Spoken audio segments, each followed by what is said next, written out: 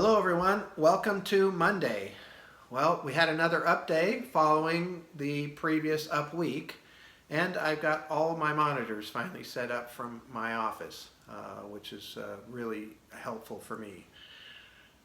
We have stayed in the market, and there were an awful lot of people that got out of the market and probably got out at lower points than where the market is right now. And that's why we stay in. It's why we've stayed invested. We made money last week.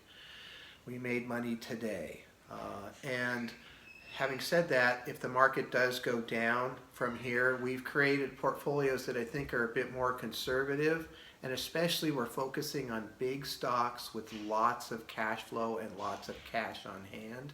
I think they have a better chance of surviving as well as thriving when this thing does recover.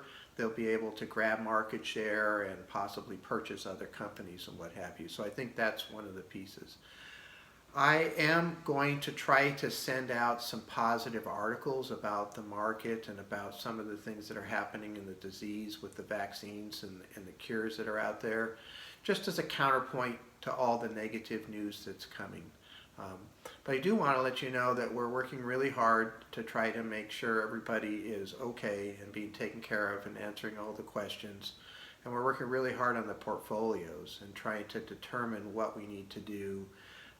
And there is no playbook for a pandemic, so we're just going to be reacting to a certain degree to what happens to the progression of this disease, which I think is the ultimate thing that we have to take a look at. So I want to thank everybody very much, and I hope you have a really good evening. And please stay healthy and safe, and let us know if you need anything at all. We're here to help. Thank you.